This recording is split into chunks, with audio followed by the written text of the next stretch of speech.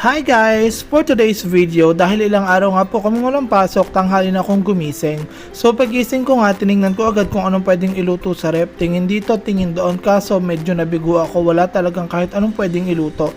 Kaya naman, dali-dali na agad akong pumunta sa labas para bumili ng kung anumang makain kasi mula kagabi hindi pa ako makain. So yan, naglalakad-lakad ako at habang naglalakad nagsisisi pa nga ako kasi lumabas ako kasi sobrang init, talagang kakaloka.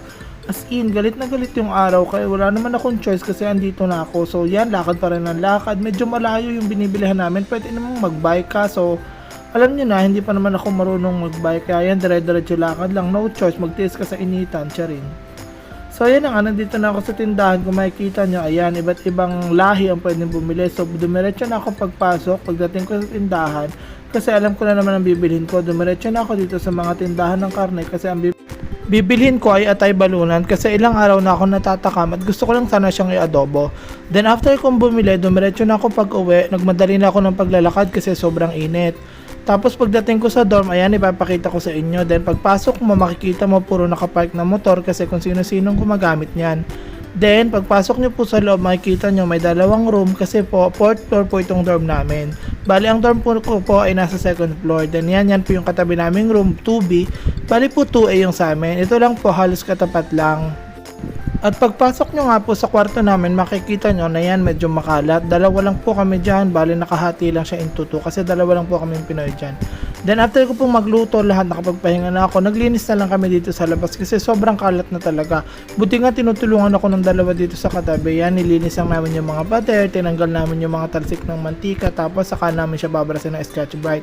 Pati yung mga kisame, nilinis na namin para back to puti na lahat kasi sobrang dumi na talaga. Nakakahiya na rin kasi kaya minsan may mga bisita pong pumupunta dito kaya naisipan naman namin linisin.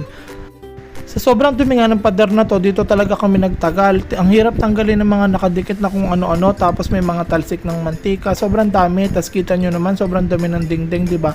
Halos ilang taon na to bago huling nalinis kaya napag-isipan namin na pagtulungan para naman bumalik sa dating linis at maputi para masarap tambayan.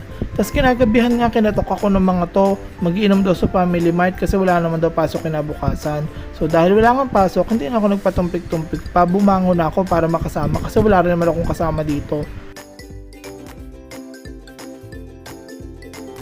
So pagpasok nga namin ng Alphamart, naghanap na agad ng upuan itong kasama namin. Tapos yung iba, dumiretso na sa bilihan ng mga alak para tumingin kung ano bang bibilhin. Tapos ako ito, libot-libot lang tinitignan ko kung ano bang masarap kainin dito. Tapos pagtingin ko, nagbabayad na sila.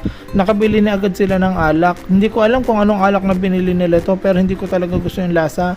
Kaya konti lang talaga yung nainom ko. Pero sila naman nasasarapan kasi syempre lagi na nilang iniinom yan kasi ilang taon na naman sila dito. Tapos yan nga habang umiinom kami, syempre pinipilit kong ubusin kasi sayang naman, 'di ba, kung hindi ko ubusin. Habang nagiinom kami, kwento-kwentuhan lang tapos kamustahan kasi yung iba diyan hindi naman kasama namin sa dorm. Tapos yan, inom-inom, then isang kampay muna para sa tagumpay. Thank you.